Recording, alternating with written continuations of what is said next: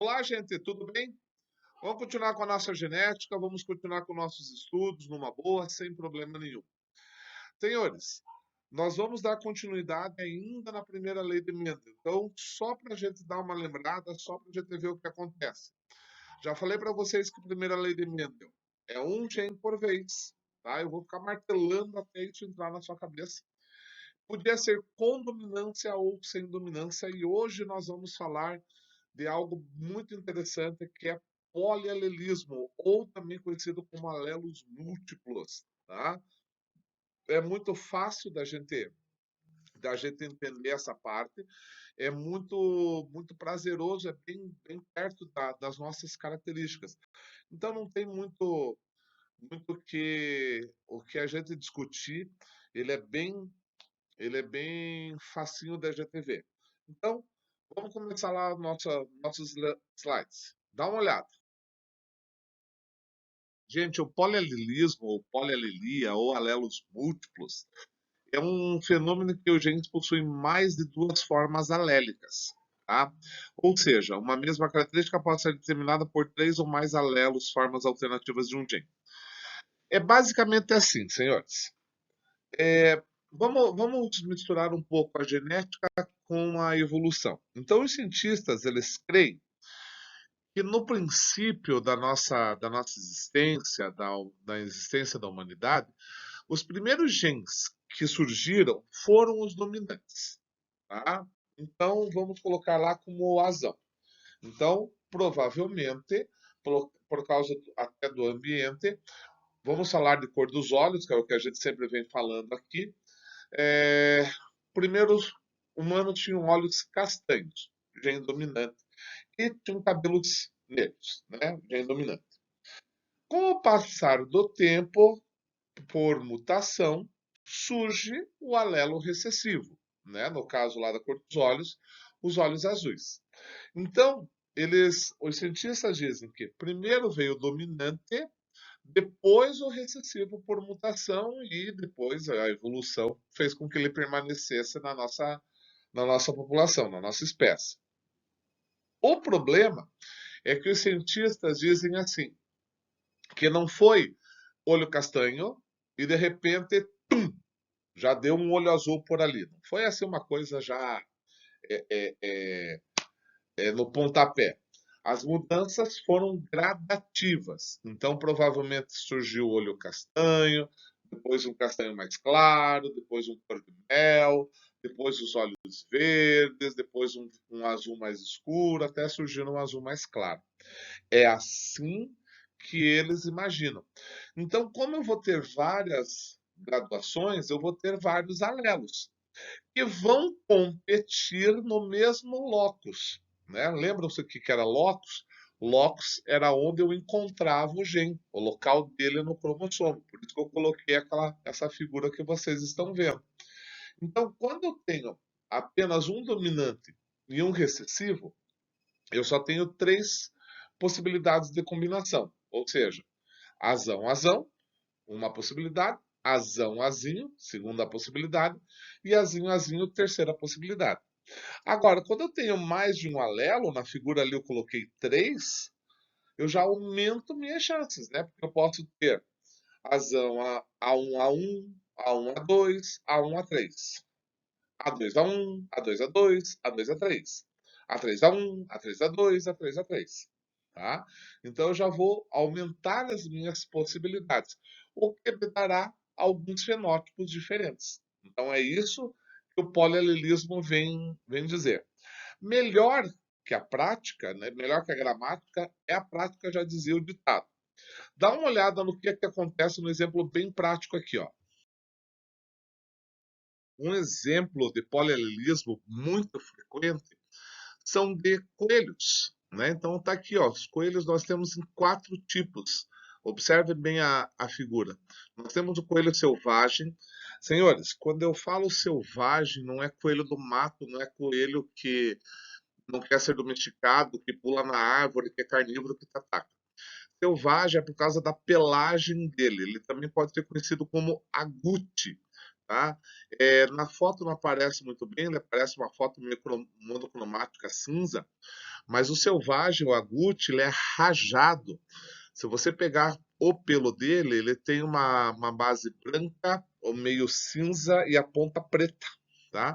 Por isso que ele fica uma coisa meia rajada e a gente chama de selvagem, tá? Nós vamos ter o chinchila, coelho muito usado, o pessoal adora como de estimação. Infelizmente, se fazem casacos deles ainda. Nós vamos ter ali o coelho do Himalaia, que é um coelho que tem algumas partes dele pretas, geralmente as pontas. Então, por isso que vocês estão vendo ali na figura, a orelha, o focinho, o rabinho e a ponta das patas lá são pretos, porque o fenótipo da cor da pelagem está condicionado com a temperatura. Então, aonde é mais frio para esses coelhos, a pelagem nasce preta. Aonde é mais quentinho, nasce branca. Então, por isso que ele está assim. O interessante é que se você raspar o dorso, lá vamos brincar assim, vamos raspar o dorso e colocar uma bolsa de gelo, a pelagem nasce preta, tá? Depois, lógico, é, ela volta a ser branca, né? Mas ela é preta. E o coelhinho albino, que é o famoso coelhinho da Páscoa que trazes para mim, é todo branco de olho vermelho, né? Que é o que o pessoal compra, passou a Páscoa, eles abandonam. Então tá aí, tá? Se você notar em cima da minha figura, eu tenho ali os alelos que fazem cada um desses coelhos. Então eu vou dizer que Cezão domina sobre o Cezinho, não estão nos dois extremos, e os alelos múltiplos que são o CCH, que é de chinchila, e o CH, que é de Himalaia.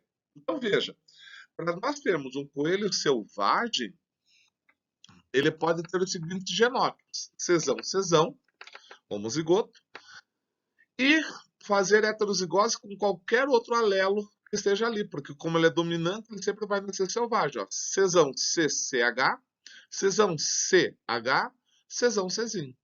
A mesma coisa acontece com o chinchila. Ele pode fazer uma homozigose CCH-CCH ou com qualquer um que venha à sua direita, o Himalaia ou o albino. Então fica CCH-CH ou CCH-Czinho lá. O Himalaia é a mesma coisa, faz homozigose com ele mesmo, Czinho H, Czinho H ou Czinho H, Czinho, que é com o albino. E o albino não tem outro genótipo a não ser Czinho, Czinho, tá?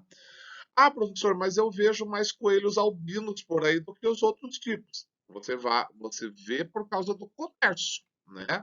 Então, geralmente se comercializa coelhos albinos por aquela coisa do fofinho, do branquinho, bonitinho, né? O chinchila também, o Himalaia é muito difícil a gente ver por aqui pelo Brasil.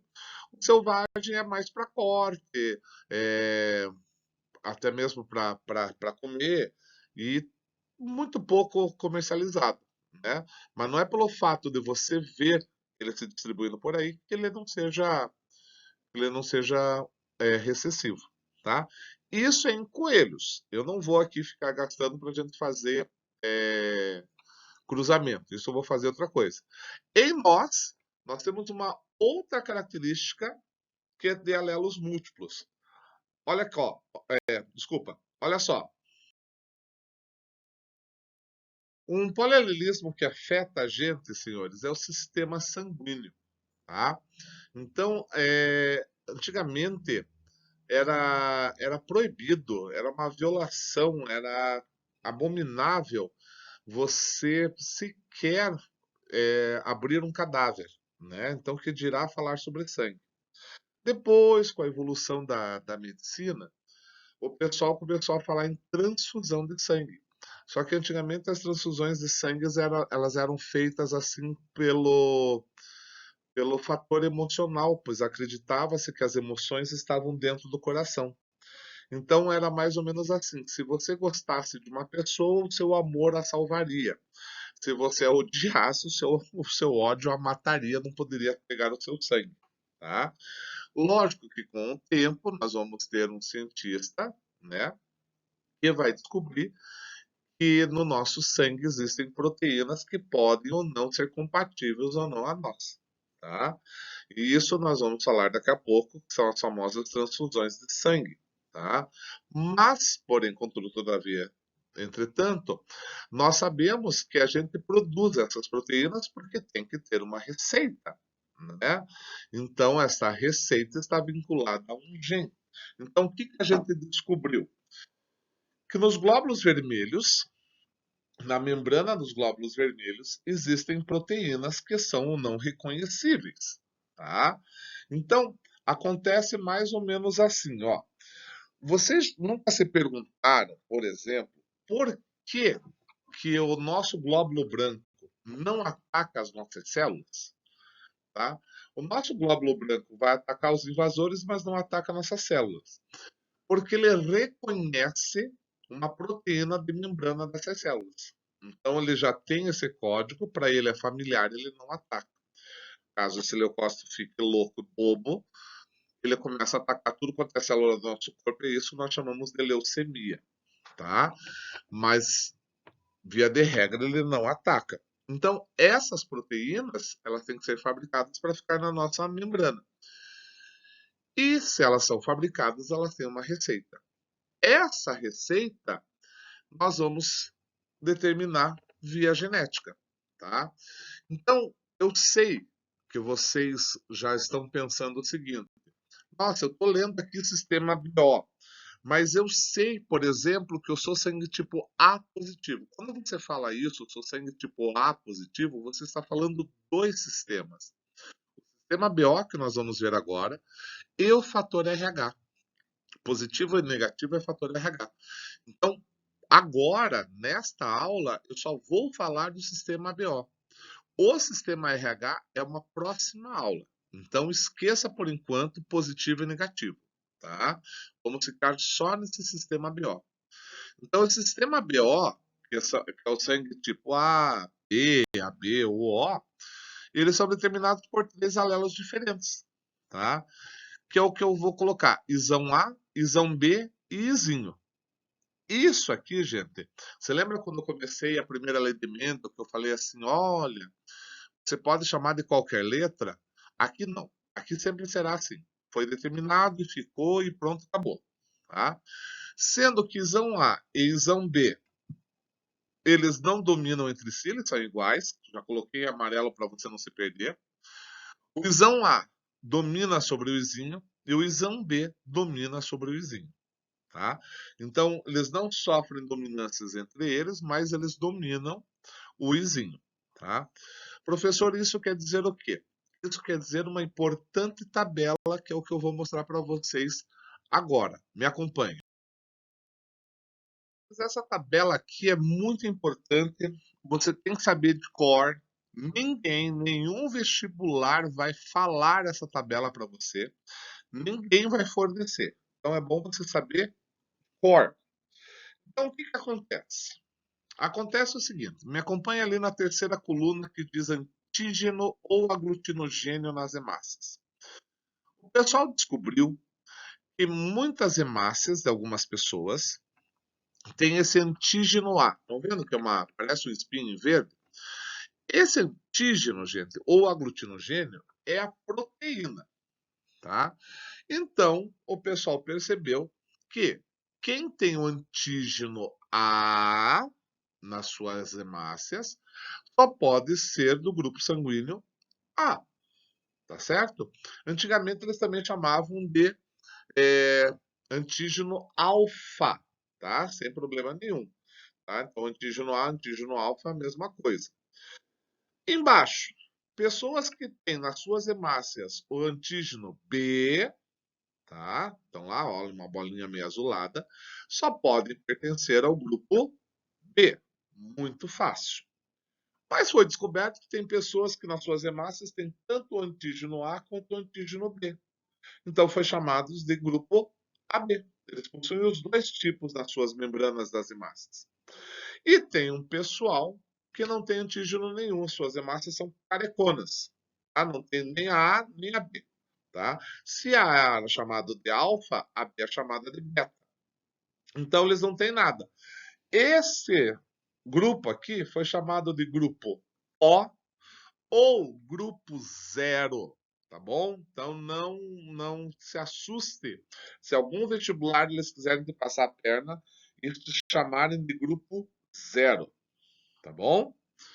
Então é muito simples, até aí tudo bem. O problema é o seguinte, gente. Quem tem a proteína A, qualquer coisa que tenha proteína B para ele será um corpo estranho, tá certo? Porque eu só reconheço a A, dentro do meu corpo tem a proteína A. Quem vir com proteína B, eu não vou reconhecer. É um corpo estranho, é como se fosse um código diferente. Tá? Por isso que do lado ali do antígeno tem aquela coluna que diz assim, anticorpo ou aglutinina no plasma. Porque se eu tenho a proteína A, eu fabrico um anticorpo que eu chamo de anti-B. Então não me venha querer me dar algumas hemácias com proteína B, porque eu vou acabar com elas. Então, quem tem o antígeno A produz um anticorpo anti-B. E quem tem o antígeno B produz um anticorpo, aglutinina, anti-A. Tá? Ah, professor, e quem tem os dois? Quem é do grupo AB tem os dois para ele, pode trazer qualquer coisa aqui para ele, tá bom. Então ele não tem anticorpos. Já o pessoal do grupo O, que é sem aglutinogênio, sem antígenos, né? Não tem nada, tá? É carecão. Qualquer coisa para eles é corpo estranho. Então eles vão ter anticorpos anti-A e anti-B. Certo? Então, decore isso daí. Para você ser do grupo A, agora é importante, agora é o genótipo. Tá? Então você pode ser isão A, homozigoto, ou isão A, izinho, heterozigoto. Você pode ser do grupo B, isão B, ou isão B, izinho, tá? Sem problema nenhum. Ou você pode ser do grupo AB, isão A, isão B. Ó, só tem um genótipo. Do grupo O, izinho, izinho, tá? Ó, só para vocês terem uma ideia, o grupo O é recessivo, mas no Brasil é o maior número de pessoas são O. Se nós estivéssemos na sala e eu fosse fazer uma pesquisa rápida, vocês iam ver que O, a maioria das pessoas da sala são. E olha que nós começamos o ano há pouco tempo, ninguém se conhecia, né? Todos assim, tá? E é mais difícil ver nas salas do Paraná o grupo B, tá? É uma questão de população, gente, não é uma questão de dominância de alelos, tá? Então, essa tabela saibam, tá? Essa tabela tem que saber de cor. Vamos para a próxima. Gente, aqui uma determinação do fenótipo no sistema BO que é interessante isso. Ela é tão simples, mas tão simples que confunde o aluno. E por a gente saber que confunde o aluno, o que o pessoal faz? Joga na prova, tá? Então, em sala de aula eu sei que seria fácil, mas vamos lá que vai dar certo também. Então o negócio é o seguinte, se eu tenho um anticorpo anti-A, eu não gosto do A, certo? Então não me venha nada com A porque eu não gosto. Se eu achar o A, eu vou estraçalhar. Porque eu sou anti, eu sou contra o A. Certo? Ok. Digamos para vocês que seja assim. Eu gosto de todos os professores do Anchieta. Me dou bem com todos. Eu só não posso olhar para a cara do Hamilton. O Hamilton é o único professor que eu não gosto nessa terra. Se algum dia vocês me veem brigando na rua, com quem que vai ser? Lógico que é o Hamilton. Então guarde esse exemplo na sua cabeça. Eu coloquei esse quadro aqui, que é um teste para determinar a tipagem sanguínea. Então o que a gente faz nesse teste? Eu pego uma lâmina, furo o seu dedo e pingo uma gota em cada lâmina, né? Que são os quadrados que estão ali. Então eu tenho 2 gotas do seu sangue. Eu tenho em laboratório, tá? Eu tenho 2 frascos, um se chama anti-A e o outro se chama anti-B. Isso é meu, eu comprei. Eu vou pingar esses 2 gotas desses frascos no sangue. Então veja, se eu tenho um sangue, um frasco, dito anti-A, o que significa? Que ele odeia o A. Se ele achar o A, ele vai acabar com o sangue, ele vai reagir. Então, acompanha comigo ali a primeira figura. Eu pinguei os dois, tanto é que está escrito lá, anti-A e anti-B. Veja a figura do anti-B. Ela não muda, ela só... Porque o frasco, o líquido do anti-B, ele é amarelinho. Por isso que ficou aquela auréola amarela ali em volta, tá? Não houve reação nenhuma. Já no anti-A, ele coagulou, você veja, né? Ele faz uma espécie de umas pipoquinhas, então ele coagulou. Se eu joguei anti-A e ele coagulou, é porque ele reagiu. Se ele reagiu, ele é porque achou a proteína A. Se ele achou a proteína A e não achou nada no B, é óbvio que a pessoa é sangue tipo A. Olha no de baixo. Não reagiu no A, mas reagiu no B. Se não reagiu no A, mas reagiu no B, então ela é sangue tipo B, né? Lá de baixo, reagiu em ambos, coagulou em ambos. Então ele será um sangue tipo AB. E no final lá, não reagiu nenhum dos dois, é sangue tipo O. É assim que a gente faz teste de tipagem sanguínea, tá certo? Então, por favor, não esqueçam isso. E com isso em mãos, a gente pode falar de um outro assunto bem interessante. Veja, sabendo disso, a gente pode fazer as famosas conjuntos de transfusões, né? Então vamos começar de baixo para cima. Eu tenho ali o sangue tipo O. O sangue tipo O, ele pode doar para ele mesmo. Por isso tem uma flecha ali, tá? O sangue tipo O, ele não tem proteína nenhuma. Então ele pode dar para o A? Pode. O A nem vai reconhecer, não tem uma proteína estranha mesmo. Pode dar para o B? Pode. Pode doar para o AB? Pode. Por isso que o O é chamado de doador universal, né? Ele dá para todo mundo. O A, por ter uma proteína A, pode doar para ele mesmo, até melhor, mas não pode doar para o O, porque o O não vai reconhecer e para ele será um corpo estranho. Mas pode doar para o AB, porque o AB tem uma proteína A, então ele vai para ele, não tem problema. Mesmo raciocínio para o sangue tipo B. Ele pode doar só para ele mesmo e para o AB. E o AB, como tem as duas proteínas, ele só pode dar para ele mesmo, mas receber de todos os outros tipos sanguíneos. Por isso que ele é chamado de receptor universal, tá? Antigamente, senhores, o doador universal ele era conhecido como fator altruístico, tá? Então, se alguma isso daí cai às vezes em perguntas discursivas ou faculdade de medicina, essas coisas, tá? E o AB, por só receber e não dar nada, ele era conhecido como fator ou agente egoístico. Então não ria se você achar por aí um texto falando do agente egoístico, tá? É o nosso amigo AB. Na verdade, senhores, a gente não faz mais isso, né? Quando você ouve lá na sua TV, até que agora tá mais difícil, mas porque agora nós estamos numa época meio atípica, então está servindo de qualquer coisa. Mas às vezes aparece na TV assim: atenção, senhores doadores, o hospital fulano de tal precisa urgente de sangue tipo A ou tipo B, tá?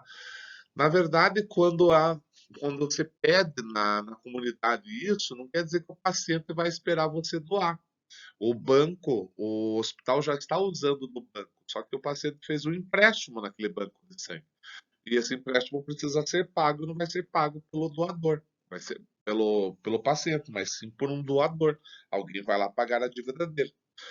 Então, se vocês notaram, agora nessa época de pandemia, baixou muito a reserva, né, nos hemocentros.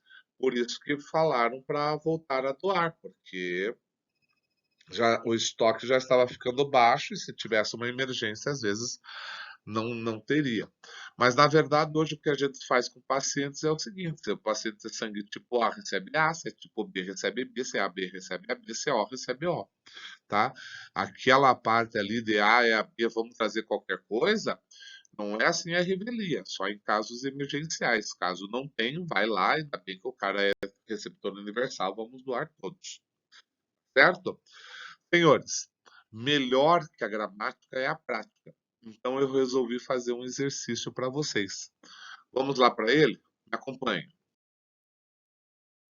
Senhores, vamos fazer ali na página 5, né, da sua apostila 3E, já entrei na apostila nova, né, o 9.9, tá? Então, leia ali comigo o texto. Ele diz assim: leia o texto a seguir. Estudante descobre não ser filha dos pais em aula de genética, né? Isso, já vi isso acontecer várias vezes, até quando a gente pedia trabalho de árvore genealógica. Então diz assim: uma aula sobre genética tumultuou a vida de uma família. Uma estudante descobriu que não poderia ser filha natural dos pais. Mariana cresceu acreditando que Jorge e Cibele eram os seus pais. Na adolescência, durante uma aula de genética, ela entendeu que o tipo sanguíneo dos pais era incompatível com o dela, né? Ou seja, estava alguma coisa errada no reino da Dinamarca e não era ela, né? Isso pode acontecer, professor? Pode sim, isso pode acontecer. Era muito comum, às vezes, as pessoas, até hoje, né, trocam bebês, e daí você sabe, ou não se fala de adoção, essas coisas. Mas, enfim, vamos saber o que se pede. Olhe lá. Considerando que o tipo sanguíneo de Mariana seja O, assinale a alternativa que apresenta o provável tipo sanguíneo do casal, que confirmaria o drama descrito na reportagem, ou seja, que Jorge e Cibele não poderiam ter gerado Mariana. Então perceba, a primeira coisa que nós temos que entender com esse exercício, eles querem que uma dessas alternativas ali fale que os pais não são os pais verdadeiros de Mariana. Então é isso que eles querem que você procure, uma alternativa que apresenta o provável tipo sanguíneo do casal que confirmaria o drama descrito, tá? Então, uma dessas alternativas diria assim: realmente, se eles fossem isso daqui, eles não seriam pais da Mariana. A pista que eles nos dão, o tipo sanguíneo de Mariana. Então, Mariana é tipo sanguíneo O. O que eu fiz? Eu fui lá na tabela que eu tinha passado para vocês, peguei as colunas que me interessavam, que é o fenótipo e o genótipo. Já falei para vocês, essas vocês têm que saber de cor, sem tirar nem pôr, tá? E fui olhar o grupo sanguíneo, o genótipo da Mariana. Se a Mariana é do grupo sanguíneo O, ela só pode ter um tipo de genótipo, que é o Izinho, Izinho, tá? Então, o que eu vou fazer? Eu vou testar cada alternativa, vou fazer os possíveis cruzamentos, e se sempre que houver Izinho, Izinho, a possibilidade da Mariana ser filha. Então, essa alternativa eu vou descartar. Qualquer outra alternativa é válida, tá? Então eu tenho que sempre achar alguma que não me forme vizinho, vizinho. Eu vou fazer uma por uma para vocês. Veja lá. Na alternativa A, ele diz o seguinte: que o pai é AB e a mãe é O. Ora, senhores, voltando lá para minha tabela de fenótipo e genótipo, eu sei que se um pai é AB, ele só tem um tipo de genótipo. Ele é isão A, isão B. E a mãe é O, então ela só pode ser izinho, izinho. Então, de novo, eu vou fazer as minhas três linhas. A linha parietal, que eu já coloquei ali os genótipos do pai e da mãe, paizão A, isão B, mãe, izinho, izinho. Vou fazer a minha linha dos gametas. Então, você sabe muito bem que nos gametas, quando eles são diferentes, eu só separo. Então, eu separei lá o isão A com o isão B. E na outra parte, como é igual a izinho, izinho, eu só coloco uma vez, izinho. E faço a distributiva. Eu vou fazer o isão A se ligar ao izinho e depois o isão B se ligar ao izinho. O que eu vou ter em F1? Eu vou ter isão A, izinho, e Izão B e Izinho. Qual vai ser o grupo sanguíneo que pode nascer? Ora, se é Izão A e Izinho, é sangue tipo A. Se é Izão B e Izinho, é sangue tipo B. Tem alguma forma de nascer alguém tipo O nesse cruzamento? Nenhuma. Então, provavelmente, essa alternativa esteja correta, porque nós queremos um cruzamento que diga que eles não são pais. Mas, para desencargo de consciência, nós vamos fazer um por um. Dá uma olhada. Alternativa B, ele me diz que o pai é A e a mãe é B. Aqui, senhores, nós temos uma questão importante, né? Se o pai é A, ele pode ser homozigoto. Isão A, Isão A. E a mãe B também pode ser homozigoto. Isão B, Isão B. Tá? Então eu vou fazer esse cruzamento entre A homozigoto e B homozigoto. Se o pai é Isão A, ele só vai produzir gametas Isão A. Se a mãe é Isão B, ela só vai produzir gametas Isão B. Juntando os dois, eu vou ter Isão A e Isão B. Nesse caso, eu não tenho a possibilidade de nascer alguém do tipo O, que seria Izinho. Porém, senhores, eu posso ter também eles na forma heterozigótica, né? Que é o pai A, Isão A, Izinho, a mãe B, Isão B, Izinho, tá? Então, eu posso ter eles na forma heterozigótica. E daí nos gametas eles vão produzir Isão A, Izinho ou Isão B, Izinho. Fazendo a distributiva, vou fazer ali o Isão A se ligar ao Isão B, vou ficar com o Isão A, Isão B. Vou fazer o Isão A se ligar com o Izinho, vai ficar Isão A, Izinho. Vou fazer o Izinho se ligar com o Isão B, vai ficar Isão B, Izinho. E vou fazer o Izinho se ligar com o Izinho, fica Izinho, Izinho, tá?